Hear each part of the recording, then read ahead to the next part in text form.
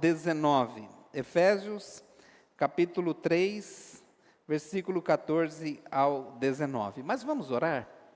Senhor Deus nosso Pai, fala conosco por meio da Tua palavra, traga à nossa mente, ao nosso coração, entendimento espiritual, sobrenatural, daquilo que será falado hoje, Pai. Abençoa todos que estão aqui, aqueles que estão em casa, aqueles que vão ouvir esta mensagem depois. Pai, é tão importante compreender o Evangelho da graça de Jesus, para podermos viver uma vida firme, abundante, frutífera, ó Deus, no nosso chamado em Cristo. Nos abençoa hoje, eu te peço, em nome de Jesus. Amém.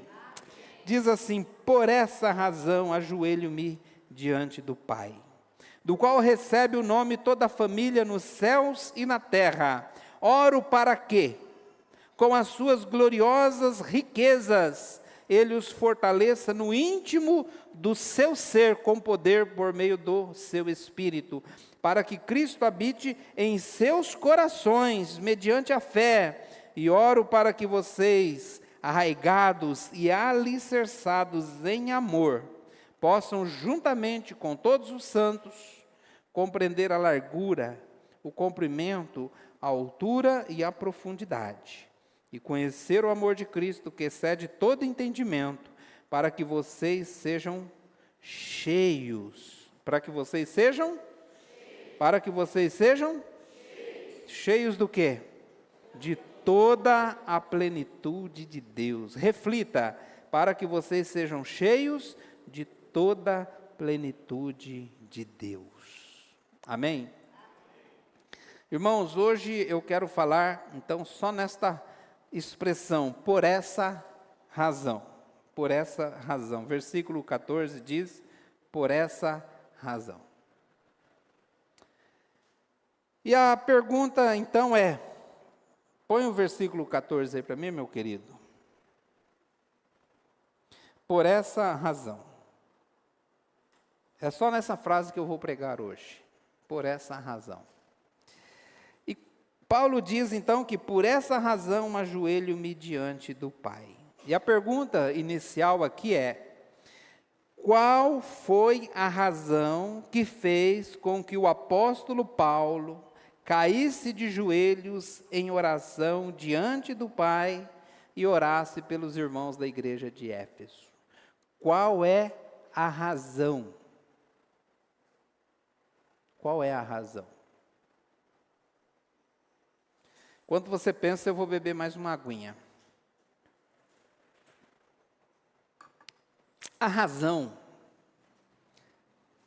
que fez o apóstolo Paulo cair de joelhos em oração diante do Pai é o que eu vou chamar hoje à noite de o plano perfeito de Deus Pai. O plano perfeito de Deus Pai para a salvação da humanidade, incluindo não só o povo judeu, mas também o povo gentil. O assunto do plano perfeito de Deus, Paulo desdobra ele, desenvolve ele, do capítulo 1 até o capítulo 3, versículo 13. Aí ele termina. Ele desenvolve esse assunto, o plano perfeito de Deus para a salvação da humanidade. Pergunta: você conhece o plano da salvação? Você conhece o plano que Deus arquitetou para a salvação da humanidade? Então aqui Paulo faz a revelação desse plano. A Bíblia é clara em dizer que Deus, Pai, elaborou um plano para a nossa salvação. E a Bíblia diz que Ele fez isso antes mesmo de criar a humanidade. Isso mostra, irmãos, o quanto a nossa salvação é realmente importante para Deus. Porque Deus sempre planejou a nossa salvação. O apóstolo Paulo afirma que Deus teve prazer, satisfação em elaborar este plano. Capítulo 1, versículo 3. Capítulo 1, versículo 3. Ele diz o seguinte: bendito seja o Deus e Pai de nosso Senhor Jesus Cristo, que nos abençoou com todas as bênçãos espirituais nas regiões celestiais em Cristo. E também aqui, no versículo 7, coloca aí para mim, Efésios capítulo 3, versículo 7, ele diz, espera aí, só um pouquinho.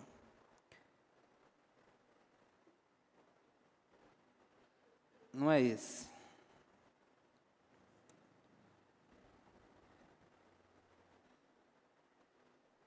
É capítulo 1. Versículo 5. Volta aí, versículo 5. Ele diz: nos predestinou para sermos adotados como filhos por meio de Jesus Cristo, conforme o bom propósito da sua vontade. Na Bíblia, versão A Mensagem, essa expressão, conforme o bom propósito da sua vontade, ele diz, é algo que trouxe prazer ao coração de Deus quando ele elaborou esse plano. A satisfação expressa de Deus em elaborar o plano da nossa salvação. Amém, irmãos? Então, esse plano ele foi elaborado em torno da pessoa de Jesus, com o objetivo de nos trazer à humanidade perdida, vida plena e gloriosa.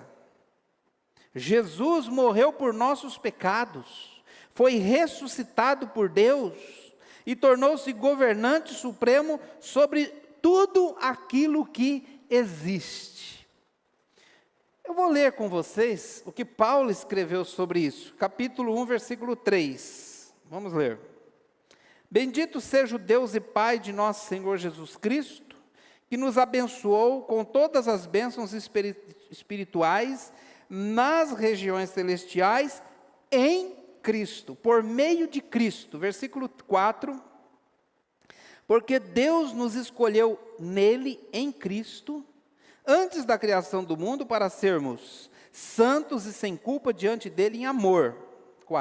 5. Nos predestinou para sermos adotados como filhos, por meio de Jesus Cristo, conforme o bom propósito da sua vontade. Pode ir mais rápido. Para o louvor da sua gloriosa graça, a qual nos deu graciosamente por meio do amado, por meio de Jesus. Nele, em Cristo, temos a redenção, ou seja, o pagamento da culpa dos nossos pecados. Por meio do seu sangue, o perdão das transgressões, de acordo com as riquezas da sua graça, a qual ele derramou sobre nós com toda a sabedoria e todo entendimento. E nos fez conhecer o mistério da sua vontade, de acordo com o bom propósito que ele estabeleceu em Cristo. Você está percebendo que tudo é em torno de Cristo? Isto é, de fazer convergir em Cristo todas as coisas no céu e na terra, para a administração da plenitude dos tempos. Segura só um pouquinho aí. Olha que interessante, porque ele diz aqui que as coisas, tudo que foi criado, vai convergir em Cristo, vai terminar em Cristo. Por isso o Apocalipse diz, ele é o alfa e o ômega, ele é o princípio e o fim. Tudo é para ele, por meio dele, para ele são todas as coisas. Amém? 11. Nele, em Cristo, olha, tudo em torno dele. Nele, em Cristo, fomos também feitos herdeiros, tendo sido predestinados conforme o plano, conforme o quê? Conforme o plano daquele que faz todas as coisas segundo o propósito da sua vontade. E 12, a fim de que nós, os que primeiros esperamos em Cristo, sejamos para o louvor da sua glória. Amém, irmãos? Quando cremos no Evangelho, Deus também nos sela com o Espírito Santo da promessa. Versículo 13. Quando vocês ouviram a palavra da verdade, o Evangelho da sua salvação, e creram nele, foram selados em Cristo com o Espírito Santo da promessa. Então, é a garantia que está em nós, está na igreja, daquilo que ainda está por vir. Tudo isso é o plano arquitetado de Deus por meio de Cristo, aonde inclui também a habitação do Espírito Santo naqueles que creem. A igreja, portanto, como corpo de Cristo, é o meio pelo qual Deus age em Cristo, preenchendo todas as coisas com a sua presença. Versículo 22 agora e o 23. Deus colocou todas as coisas debaixo dos pés dele, de Jesus, e o designou cabeça por todas as coisas para a igreja, o qual é o seu corpo. A igreja é o corpo de Cristo. Olha só, irmãos, que coisa maravilhosa. A plenitude daquele que enche todas as coisas em tudo. Amém? Então, ser parte da igreja de Jesus é o maior privilégio que um ser humano pode ter. O maior privilégio que um ser humano pode ter é fazer parte da igreja de Jesus. Antes, Paulo diz que nós vivíamos presos ao pecado, mas Deus, por sua misericórdia, nos deu vida nova em Cristo, sem qualquer ajuda da nossa parte, sem qualquer mérito nosso, exclusivamente por sua graça. Então, Deus, no plano dele, ele arquitetou nos salvar por meio de Jesus, em Jesus, e nos dar essa salvação gratuitamente. Capítulo 2, versículo de 1 a 5. Capítulo 2, de 1 a 5, diz assim: vocês estavam o quê? Mortos em suas transgressões e nos seus pecados, nos quais costumavam viver quando seguiam os padrões deste mundo, e o príncipe do poder do ar, o espírito que agora atua nos filhos da desobediência. Antes, todos também vivíamos como eles, satisfazendo os desejos da nossa natureza pecaminosa, realizando as vontades e os pensamentos dela. Como os outros, olha só, como os outros éramos por natureza merecedores da ira. Todavia, Deus, por ser rico em misericórdia, por causa do grande amor com que nos amou, deu-nos vida com Cristo, quando ainda estávamos o quê? Mortos nas transgressões. E aí ele conclui dizendo o quê? Pela graça vocês são salvos.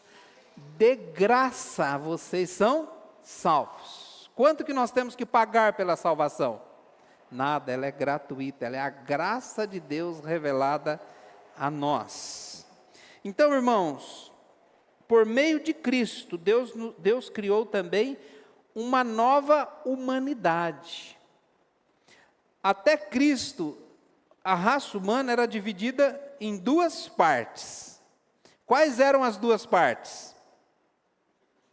Judeu e gentil. O que é gentil? Não estou falando de gentil, de gentileza, estou falando de gentio, que vem de gente, né? Judeu, você sabe o que é. E gentio é todo aquele que não é judeu. Por que isso é importante aqui nesta mensagem? Porque o judeu, ele acreditava que Deus ia salvar. Mesmo os apóstolos que tinham entendimento do evangelho, acreditavam que Deus ia salvar apenas os judeus. E que iria condenar todos os gentios. Tem algum judeu aqui? Todos nós, então.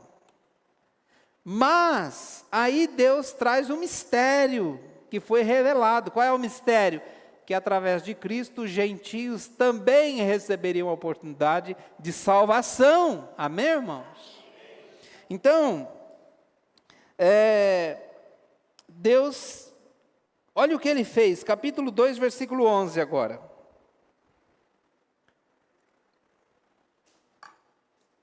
Portanto, lembrem-se de que antes vocês... Bom, Paulo era judeu, certo? Paulo era judeu. Ele está escrevendo para quem? Para os Efésios. Éfeso, aí, cidade de Éfeso. Quem eram os Efésios? Eles eram gregos. Portanto, não eram judeus. Então, quando Paulo usa essa expressão, vocês, está falando vocês, os gentios. Vamos ver. É importante para entender. Portanto, lembre-se de que antes vocês, abre parênteses, o povo gentil, vocês, os gentios, eram gentios por nascimento, chamado incircuncisão, quer dizer, vocês não eram judeus, pelo que se chamam circuncisão, pelo povo judeu, feita no corpo por mãos humanas, e que, naquela época, vocês estavam, olha a situação, sem Cristo, separados da comunidade de Israel, sendo estrangeiro quanto às alianças da promessa, sem esperança e sem Deus no mundo. Agora, porém, em Cristo, vocês que antes estavam longe do povo judeu, longe das promessas, longe, de Deus, vocês estavam longe, foram aproximados pelo sangue de Cristo. Pois Ele, Jesus, é a nossa paz, o qual de ambos quem? Ambos quem? Judeu e gentil. De ambos dos povos, ele fez agora o quê? Um povo, uma nova humanidade, um novo tipo de raça humana, e destruiu a barreira, o muro da inimizade, anulando no seu corpo as leis do mandamento expressas em ordenanças. O objetivo dele era criar em si mesmo, dos dois, um novo homem, uma nova humanidade, e assim estabelecer a paz. E reconciliar com Deus os dois em um só corpo por meio da cruz, pela qual ele destruiu a inimizade. Ele veio e anunciou paz a vocês que estavam perto. Anunciou paz a vocês, os gentios que estavam longe, e paz aos judeus que estavam perto. Pois por meio dele, de Jesus, ambos temos acesso ao Pai por meio de um Espírito. Portanto, agora a conclusão do ministério de Jesus ao mundo, do plano de Deus para a humanidade, do que Jesus veio ao mundo fazer por nós. Então ele diz, portanto, vocês já não são estrangeiros nem forasteiros, mas concidadãos dos santos e membros da família de Deus. Glória a Deus. Edificados sobre o fundamento dos apóstolos e dos profetas, tendo Jesus Cristo como o fundamento principal, a pedra angular, do qual todo edifício é ajustado e cresce para se tornar um templo santo no Senhor. Nele, em Jesus, vocês também são sendo edificados. Em Cristo, não só os judeus, mas vocês, gentios, estão sendo edificados juntos para se tornarem morada de Deus por seu Espírito. Amém, irmãos? Então, no capítulo 3, versículo 4 a 6, diz claramente que os gentios foram incluídos no plano de Deus. Vamos ler. Ao lerem isso, poderão entender a minha compreensão do mistério de Cristo. Que mistério é esse?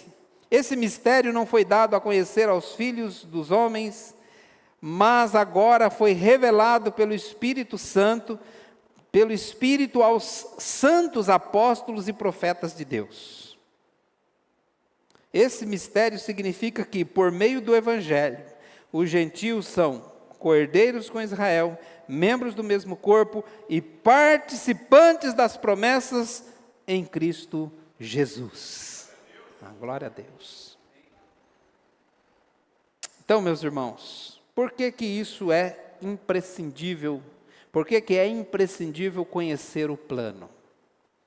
Bom, Paulo, ao orar pelos cristãos de Éfeso, vamos voltar lá para Efésios, agora no texto inicial, capítulo 3, versículo 14. Domingo que vem eu pretendo aprofundar um pouco mais sobre o significado da oração de Paulo, mas hoje eu quero que você entenda o plano.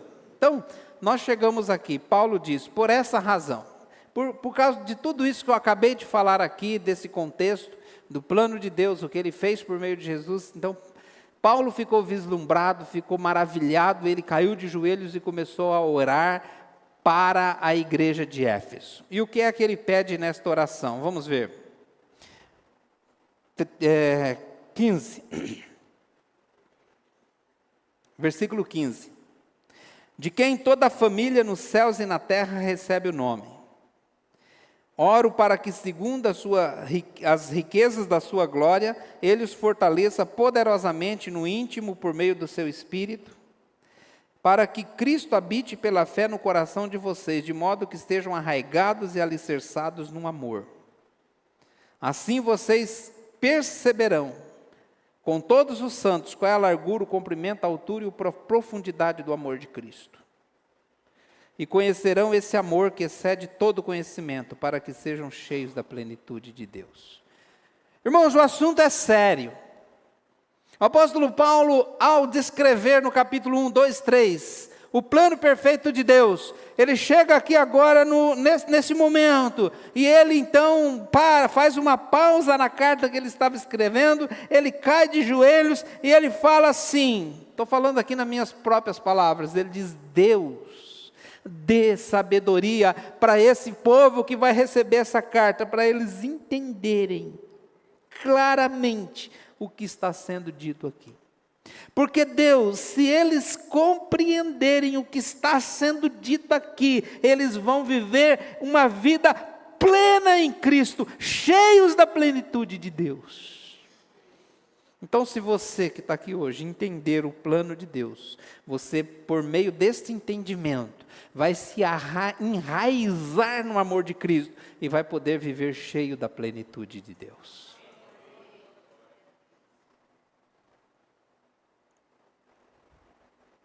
O plano da salvação é algo que nós compreendemos gradualmente. E à medida que nos aprofundamos nesse entendimento, vamos experimentando de forma mais completa a vida que Deus nos oferece. Você percebeu que o desenvolvimento de uma vida plena em Cristo tem a ver com conhecer o plano? Entendeu ou não? Como filhos de Deus e portadores do Espírito Santo, irmãos, eu faço um apelo, o apelo que Paulo faz aqui. Se Deus arquitetou um plano tão maravilhoso, incluindo ali o sacrifício do Filho dele, e esse plano tem começo, meio e fim, é um plano maravilhoso. O apóstolo Paulo vai dizer mais à frente que até os anjos queriam entender melhor esse plano, aonde Deus nos incluiu nele por sua graça.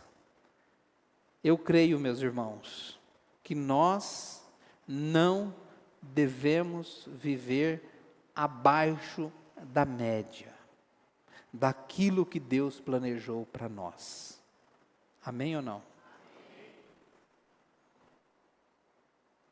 Veja que o apóstolo Paulo se sentia imensamente privilegiado por ter sido escolhido por Deus para levar essa mensagem. Capítulo 3, versículos 7 e 8. Veja lá. Capítulo 3, versículos 7 e 8. Ele diz: tornei-me ministro deste evangelho, pelo dom da graça de Deus, que me foi dado segundo a força do seu poder. Embora eu seja o menor dos menores de todos os santos, foi-me dada esta graça de anunciar aos gentios as insondáveis riquezas de Cristo. Então, irmãos, por que Paulo fala que ele era o menor dos menores? Quem foi Paulo antes da conversão? O que ele fez antes da conversão? Ele era um perseguidor da igreja de Deus. Ele fez isso, de acordo com as suas próprias palavras, por ignorância. Mas depois de ter o encontro pessoal com o Cristo ressuscitado no caminho de Damasco, ele se apaixonou por Jesus, ele dedicou a sua vida a Jesus, e ele falou: apesar de eu ser o menor dos menores de todos os santos, eu me sinto privilegiado de ter recebido a incumbência de anunciar este evangelho ao povo gentio. Por isso dedicou a sua vida para anunciar esse evangelho às pessoas e fazer com que as pessoas pudessem compreender o plano da salvação. Capítulo 3, versículo 9. Capítulo 3, versículo 9, ele diz assim, ó: e esclarecer a todos a administração deste mistério, que durante épocas foi mantido oculto em Deus, que criou todas as coisas. Então, ele se esforçava. Teve uma ocasião que o apóstolo Paulo, ele falou assim: fiz-me de tudo para com todos, para ver se de alguma forma possa salvar mais alguns. Paulo se esforçava ao máximo. Teve uma outra ocasião que Paulo falou assim: esmurro o meu corpo e reduzo a escravidão, para que eu mesmo possa pregar esse evangelho e não venha a ser desqualificado na minha missão. Então, irmãos, olha o pedido que o apóstolo Paulo fez aos irmãos de Efésios, da igreja de Éfeso, no capítulo 6, versículo 19. Efésios 6, 19, ele diz: orem também por mim, para que ao falar seja dada a mensagem, orem também por mim, para que ao falar me seja dada a mensagem, a fim de que destemidamente torne conhecido o mistério do evangelho. Olha o que o apóstolo Paulo está pedindo aí, irmãos. O que ele está pedindo? Ele está pedindo para que ele possa, ao abrir a boca, Deus dar as palavras certas, para que ele, ao pregar, torne conhecido o mistério do evangelho àqueles que ouvem, provando que o propósito de vida do apóstolo Paulo era pregar este evangelho, era tornar conhecido este evangelho a todas as pessoas. Por isso, irmãos, se nós compreendêssemos a grandiosidade do plano de forma profunda, completa, eu creio que duas coisas aconteceriam. Se nós nos dedicássemos a compreender esse plano, a estudar esse plano, a se aprofundar nesse plano, a enraizar-se neste amor de Cristo por nós, e entender o plano de Deus para a nossa vida, eu creio que duas coisas aconteceriam. Primeiro, nós iríamos experimentar de forma completa e abundante a vida que Deus nos oferece. Jamais iríamos viver abaixo da média de uma pessoa chamada por Cristo Jesus. Segundo, eu creio que nós iríamos também, assim como o apóstolo Paulo, querer ajudar as outras pessoas a conhecer o plano. Você já percebeu que quando nós descobrimos algo novo, lemos alguma coisa bacana, aprendemos algo, você logo quer ensinar para alguém? É ou não é? Você já quer ensinar logo para alguém. E por que alguns irmãos não pregam o evangelho por hábito? Porque às vezes não conhece bem o plano. Tem dúvidas a respeito do que Deus fez. Vive uma vida abaixo da média, uma vida medíocre, uma vida sem brilho. Por quê? Porque não se aprofundou no conhecimento do plano. Entende agora porque o apóstolo Paulo estava orando, irmãos? Sim ou não? Queria terminar fazendo rapidamente algumas aplicações práticas do que eu acabei de dizer.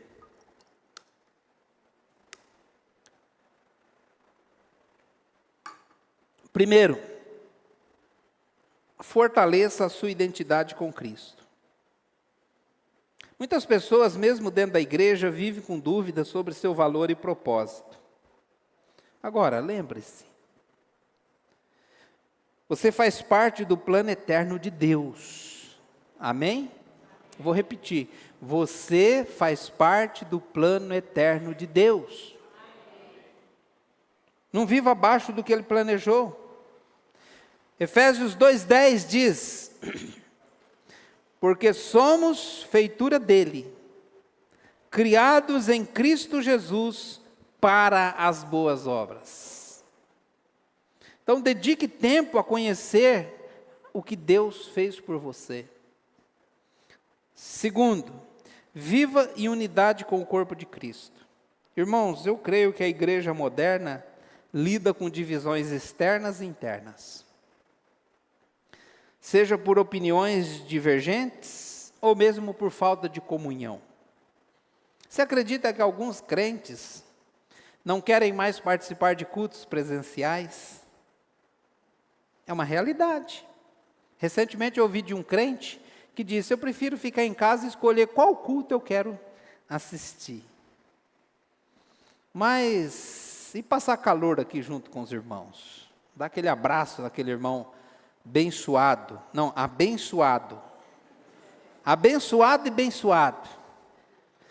E estar aqui na comunhão, estar na comunhão com os irmãos, não faz diferença? Então, assim, a Bíblia diz que Deus nos uniu em Cristo, do judeu e gentil, quebrou o muro da inimizade. Então, irmãos, não tem inimizade entre os filhos de Deus. Amém ou não? Não existe inimizade entre os filhos de Deus. Nós não estamos aqui competindo teologia, competindo qual igreja é melhor. Nós estamos aqui para expandir o reino de Deus. Então, irmãos, reflita. Nós precisamos promover a paz. Portanto, não fomente pelas redes sociais desavenças entre os evangélicos, entre os cristãos. Promova aquilo que faça, divulgue aquilo que promova a paz. Terceiro, comprometa-se a compartilhar o evangelho em um mundo onde muitos estão distantes de Deus. É essencial que cada um de nós possamos levar esse plano, torná-lo conhecido àqueles que ainda não conhecem. Compartilhar o evangelho não é apenas papel dos pastores, dos missionários. Deus nos colocou num ambiente propício para a propagação do evangelho. Aonde você está durante a semana é muito mais propício para você pregar do que para eu pregar. É ou não é? Quem frequenta um colégio aqui durante a semana? Levanta a mão. Colégio, quem vai para o colégio? Pô, acho que tem aí, alguns. Lá é um ambiente para você. Quem frequenta uma empresa? Levanta a mão. Quem pega ônibus? Quem almoça na casa da sogra domingo? Um ambiente para falar de Jesus. Amém, irmãos? Portanto,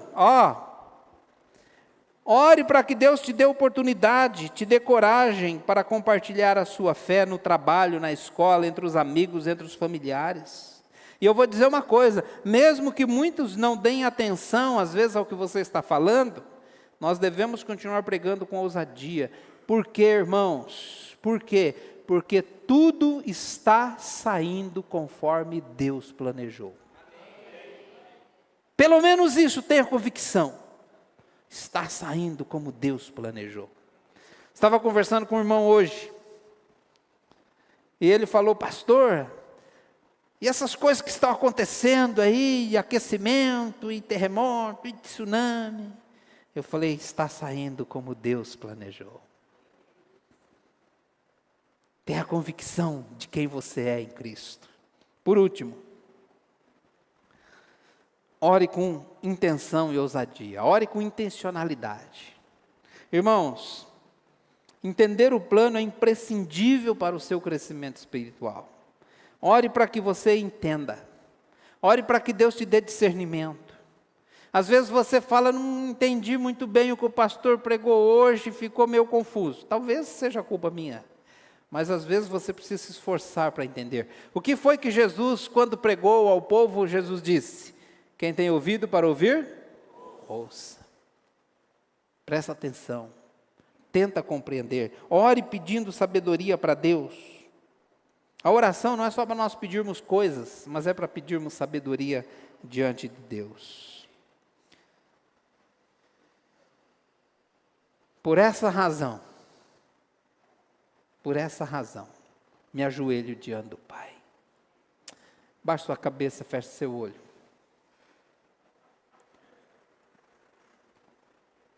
Vou orar. E a pergunta é: você já entendeu o que Deus fez por você? Você já entendeu o que Deus fez na tua vida? Você já entregou tua vida a Jesus? Já confessou Ele como Senhor e Salvador da sua vida?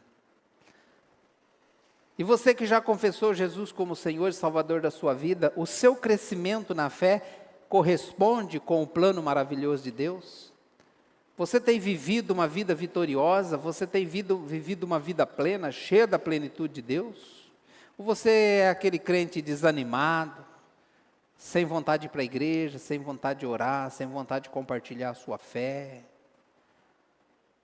Quase que assim, desistindo.